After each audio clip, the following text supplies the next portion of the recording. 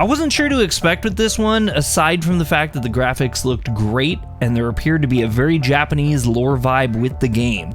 Initially, I suspected it to be more of an adventure puzzler in the way that Zelda has adventures and puzzles. However, I very quickly came to realize that this is closer to a visual novel than a Zelda title, as there is no fighting and the puzzles involve you finding specific items and using those items on the correct people or in-game objects. Not a bad thing, it just threw me off at first. The main characters are all really interesting, and I found them to have an incredibly well done dialogue. They felt natural and at times modern, but unlike a lot of indie games, they never said anything that was too over the top or too cliche, which I found super refreshing.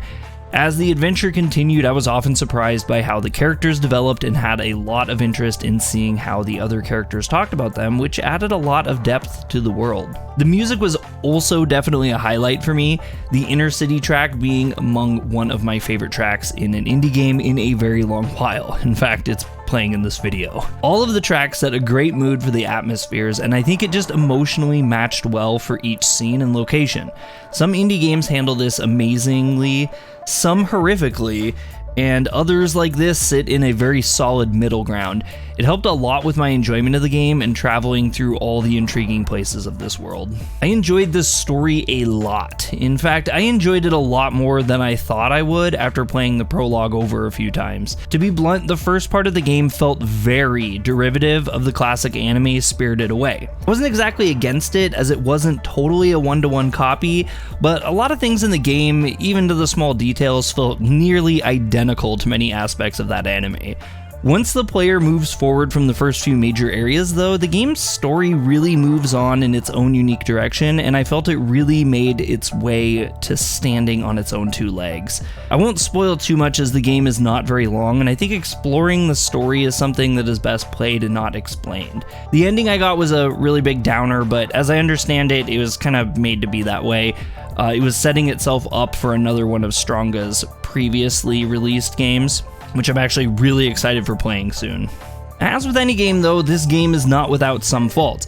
I encountered a few performance issues where the game would stutter at times, a classic example being the game would kind of lock up momentarily and I'd need to wait a while to click and continue in the dialogue. The puzzles also felt like a mix of super easy and annoying. This kind of affected the pacing a few times early in the game as I'd be stuck and frustrated trying to find something to move the story forward, while other times it seemed like the chapters lasted microseconds as I was doing what was needed so fast. I don't think puzzle design like this is an easy feat though, and overall it didn't ruin the game for me by any means. Lastly, I want to point out that this game felt to me like one best played in one or maybe two sittings. Due to my busy schedule, I didn't have time to jam this out in one go and often found myself completely confused as to what I was doing in my last playthrough. Personally, I think that it was due to the sheer amount of save locations offered. It was nice to be able to stop at a moment's notice and have a location to save, but it also made coming back to the game after taking a break pretty difficult. Once I realized this, I started pushing myself to specific parts of the story where saves were close to something I was obviously going to do next, instead of using a more convenient save location and then quitting playing earlier. I don't think many people will have this issue though, as the game can be completed in literally just like 3 to 4 hours. None of the issues though were enough to distract me from overall having a great time, but I felt like I should at least mention them in the sake of fairness. The game really surprised me, and the adventure that you experience is a really great time overall. I had a few derp moments with the puzzles that pulled me back from the game, but as someone who finds most of my gaming entertainment from the stories they tell, this game rates very highly for me. I'd suggest this to anyone interested in the supernatural side of Japanese folklore, interested in a great story, and doesn't mind playing a short game focused on world building and setting. I look forward to playing more games like this from the developer.